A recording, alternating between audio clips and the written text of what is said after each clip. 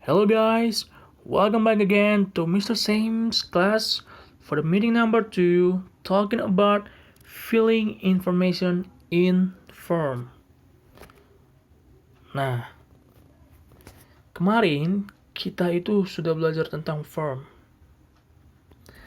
As what I have told you before, the very first topic we're going to discuss in this semester is form.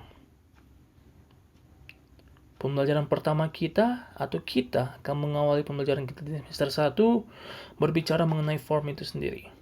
Tujuannya ialah agar kalian memahami what is the definition of form, and then what are the social functions in form, what are the types of form, what are the characteristics of form, and up to the final objective, sampai ke tujuan akhir pembelajaran kita, di mana kalian itu harus mampu menuliskan suatu formulir atau memasukkan informasi, memberi informasi di dalam suatu formulir. So, last week we have discussed about the definition of form and its social function. Kemarin kita udah berbicara mengenai apa sih form itu. Kemudian kemarin sebagai bentuk tugas, Sir juga meminta kalian untuk mencari tahu the social functions of form. Fungsi-fungsi sosial yang terdapat dari beberapa contoh atau tipe form, baik dari seperti medical form, bank registration form, school registration form, order form, or purchase form. Dan Sir sebenarnya cukup senang di mana kalian anak kelas 1 cukup responsif dalam bertanggung jawab di dalam pembelajaran, karena apa yang Sir minta, sebagian besar dari kalian mampu melakukannya. It is such a honor for me as your teacher that you are able to do that all. I'm very happy and very grateful for that all. Thank you very much. Nah, jadi seperti yang Sir bilang sebelumnya, aktivitas kita kali ini adalah filling information in form. Kita akan mencoba untuk mengisi informasi di dalam suatu formulir. Tapi sebelum kita masuk ke situ, kita akan belajar mengenai generic structure of form and also the language feature that commonly used in form. Jadi untuk minggu ini fokus kita ialah membahas apa sih generic structure yang dipakai di dalam suatu form. Kemudian apa-apa saja sih language features yang ada di dalam suatu form. Tapi sebelum sampai ke situ, ada baiknya kita mengingat kembali pembelajaran kemarin mengenai apa sih form itu sendiri. Kan kemarin di slide presentasi, Sir ada membagikan suatu cerita sebagai alur pengenalan tentang form itu. Misalnya nih, kalian kan anak kelas 10, anak baru di SMA Bintang Timur. Sebelum kalian belajar sebagai anak kelas 10 di sini, kalian awalnya itu melakukan seleksi supaya kalian bisa masuk dan diterima SMA Bintang Timur.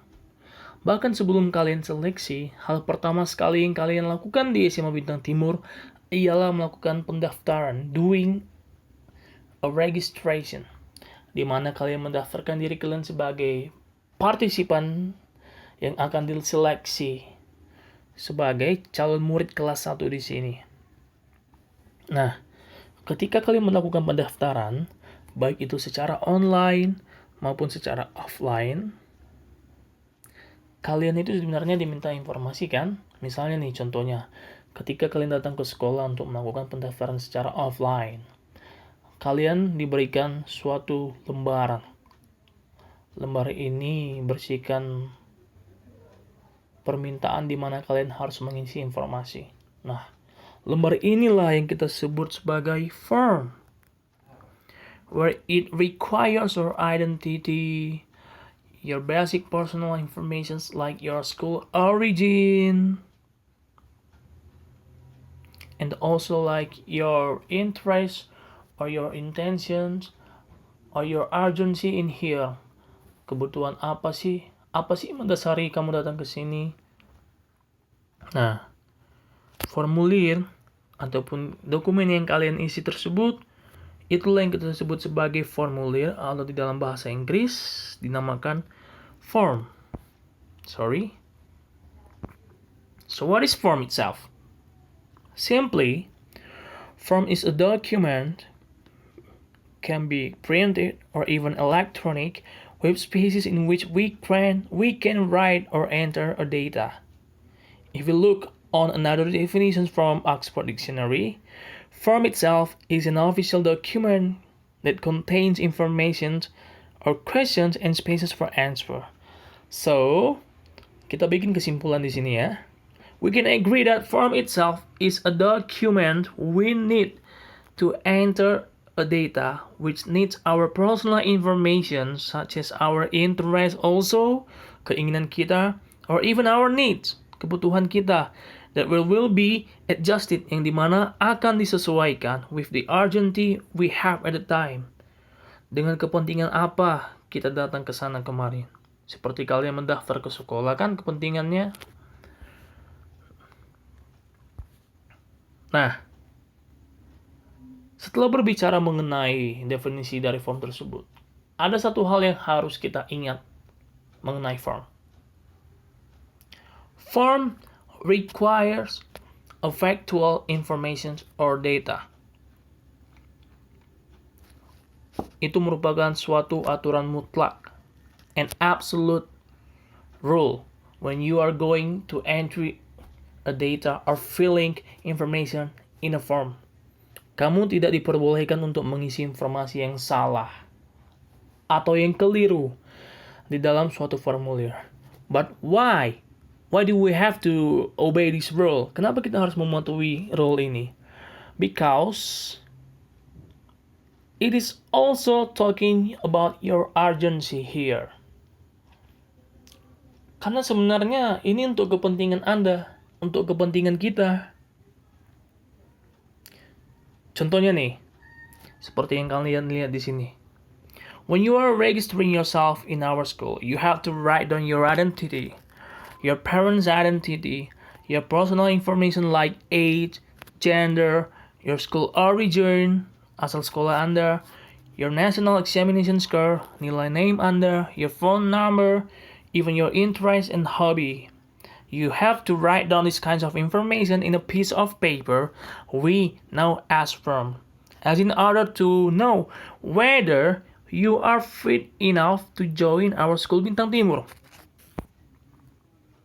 Nah, misalnya nih, kan saya bilang di contoh ini, kalian sedang mengisi informasi kalian dalam formulir pendaftaran sebagai calon siswa baru di SMA Bintang Timur. Ada beberapa informasi yang kalian masukkan, seperti nama, sudah pasti, date of birth, tanggal lahir kalian, umur, gender, asal sekolah kalian juga bahkan yang paling penting di sini ialah name, nilai, ujian nasional kalian kemarin berapa. Nah, informasi yang kalian masukkan ke sini itu tidak boleh sifatnya keliru atau salah atau bahkan berbohong. Kenapa? Karena kalian diminta mengisi semuanya benar untuk menunjukkan apakah kalian itu termasuk ke dalam ataupun bisa diklasifikasikan orang-orang yang pantas masuk ke SMA Bintang Timur.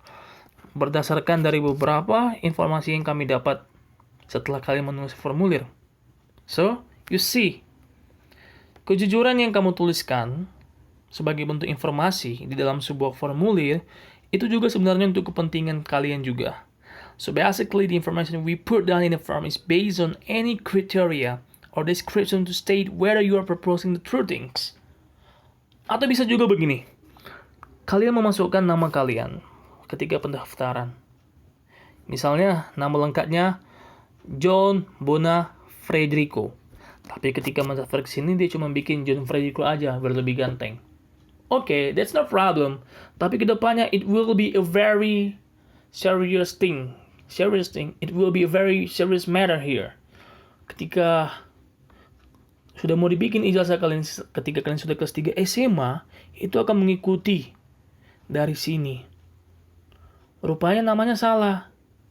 Beda namanya yang di data di SMA dengan dibandingkan namanya di ijazah SMP. repot lagi nanti kalian di bagian administrasi. Jadi itu, form itself requires the factual information. Jangan sampai kalian menuliskan informasi yang salah. Nah, selesai sudah mengingat kembali pembelajaran kemarin. Ada beberapa hal juga yang kita pelajari kemarin. Misalnya contohnya yang hampir terlupakan ialah the characteristic of form. Saya minta kalian untuk tetap mempelajari hal tersebut tentang chapter 1 kemarin. Lanjut, ini ada beberapa contoh tentang form yang kalian sendiri sudah menulis social functionnya. Nah, sekarang kita masuk ke main topic of this week. Topik inti kita untuk minggu ini. The first one, there is generic structure of form. Yang pertama kali kita bahas di sini ialah the generic structure of form. Bagaimana sih form itu terbentuk? Bentuknya bagaimana sih? Seperti yang kita lihat dari beberapa contoh form, sebenarnya bentuknya agak sedikit berbeda satu sama lain, terutama di bagian di mana kita harus membubuhkan informasi.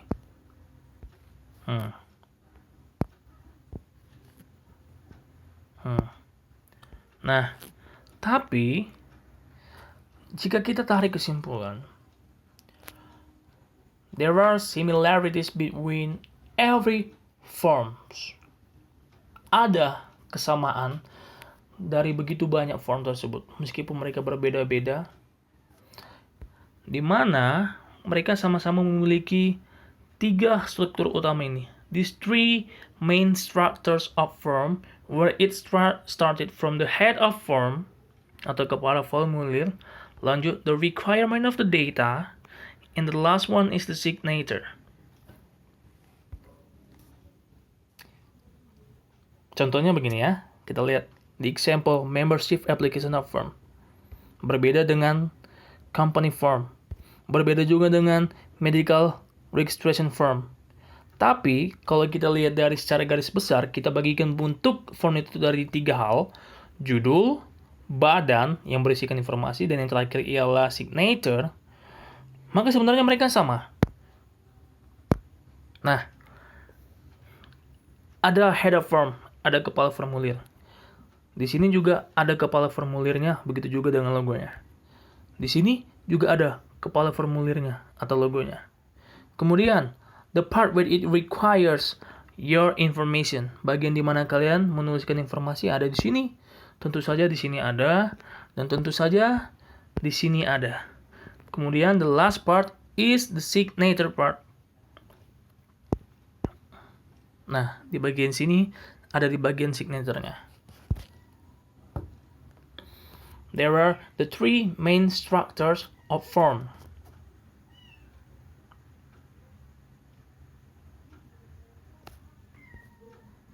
Head of form atau kepala formulir. It usually consists of the logo of the company, the school institutions, organizations, and it consists also with the title of the firm itself. This is the title of the firm and this is the logo. The second one, the part where it requires data, di mana kalian menuliskan informasi. Inilah dia bagiannya. Tapi yang perlu kalian ingat, in this part, the classification of data, kita harus mengklasifikasikan data atau informasi kita dari misalnya minimal dari 2 klasifikasi. The first one is the identity. Nah, biasanya informasi pertama yang kalian tulis ialah informasi tentang identitas kalian. Start from your name, your home address, your city, your phone number, your code, your post or zip code, your email address also, your gender, your age, and many kinds of your identity information. Kemudian yang kedua ini opsional.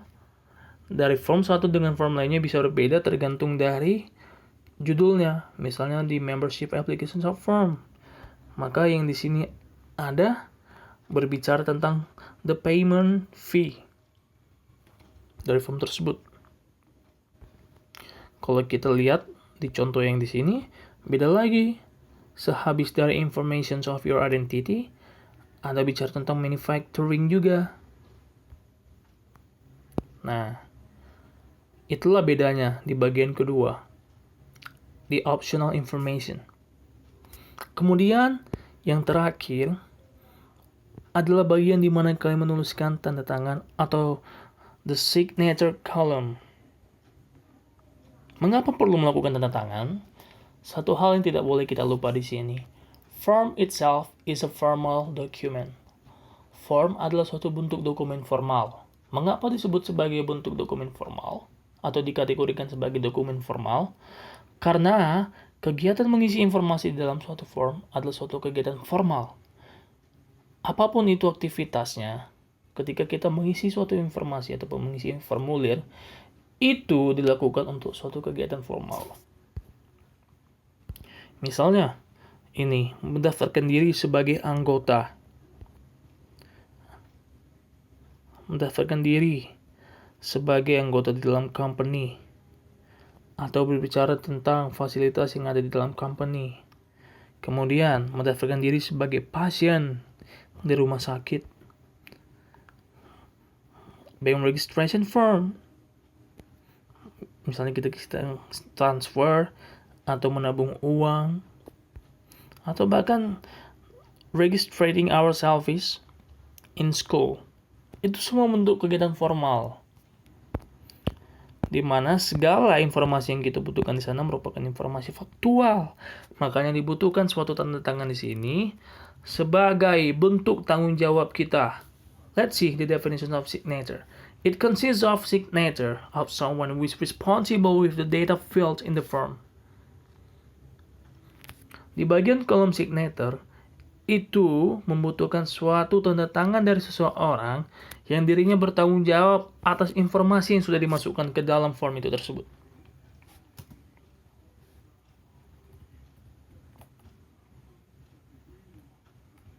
Jadi sifatnya legal dan juga resmi, dibawa kemana saja, asalkan informasinya faktual dapat dipertanggungjawabkan kebenarannya.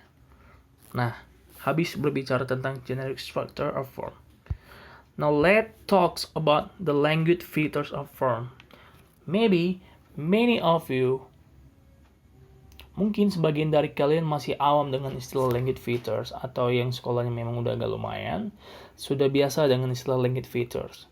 Di dalam bahasa Indonesia tersendiri, language feature means unsur kebahasaan, berarti unsur kebahasaan. Unsur kebahasan itu sendiri artinya apa saja sih istilah-istilah atau pemakaian bahasa yang dipakai di dalam suatu formulir ini contohnya. Unsur kebahasan itu bisa dimulai dari syllable suku kata, bisa dari kata lanjutan dari suku kata, kemudian phrases lanjutan dari kata, frasa, kemudian clauses, clausa, up to sentences, and many more. Nah, jadi kita berbicara ketika kita berbicara tentang language feature of form, kita di sini berbicara tentang apa sih unsur-unsur bahasa yang dipakai, kata-kata apa sih yang paling sering ditemukan di dalam suatu formulir, frasa-frasa atau klausa apa sih bahkan yang sering kita temukan di dalam suatu formulir. Nah, jika kita lihat di sini, forms commonly consist of requirements of personal identity such as title, name, address, occupation, and etc. Hal yang paling sering kita jumpai ataupun kita lihat di dalam suatu formulir, baik itu formulir pendaftaran, formulir orderan, formulir pembayaran, biasanya terdiri dari title, judulnya, juga namanya, juga tentang kalimat, maksud saya tentang alamat, kemudian kepentingan kita apa. Nah, di sini contohnya. Name, ada address. Di contoh lain,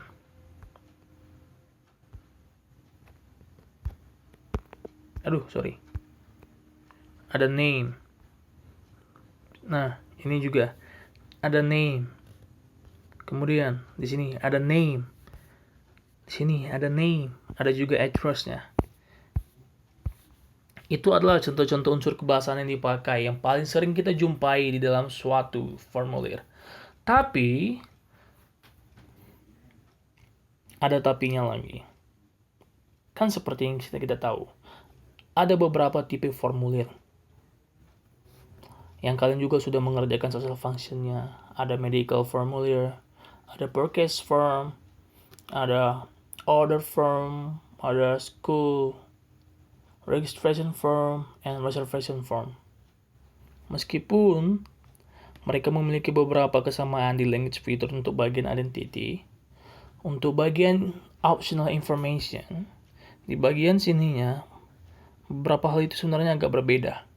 Nah, jadi saya akan sebutkan beberapa language features yang dipakai untuk beberapa formulir yang biasa kita temui di dalam kehidupan sehari-hari. Start from the bank form.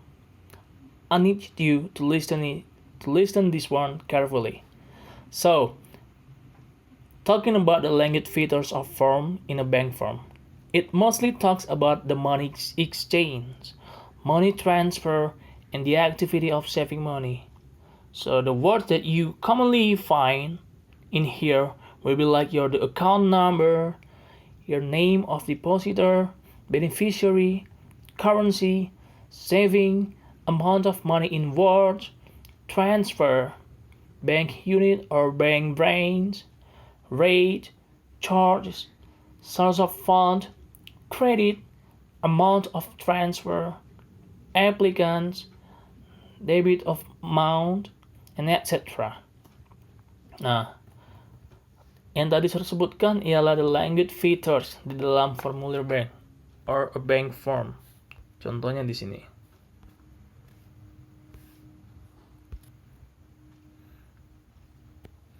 Start from account number ada. Bank name or the bank branch, bank rate ada. Cabang bank mana ada. Ada juga code-nya. Ada juga berapa uang yang mau ditransfer di dalamnya. Kemudian lanjut contoh language features untuk formulir kedua yang kita bahas di sini.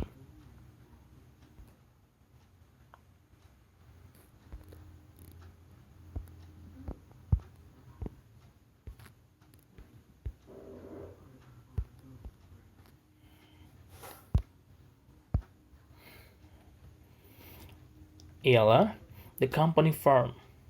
So, when talking about the language features in a company firm, they are usually related to things which are related to employment, goods, or products of the company. So, the commonly used language features we will find in company firm will be like earnings, salary, deduction, employee's name, invoice, purchasing, quantity, and etc. Then move to the kind of examples of form for the membership form. The language features that we usually find in a membership form, usually it is related to someone's membership of a club or an organization. Commonly, membership form is made for membership registration. It commonly requires personal identity from the new member or candidate such as name, residential address, parent names, profession, gender, the phone number, and many others. Nah, contohnya sini ada name.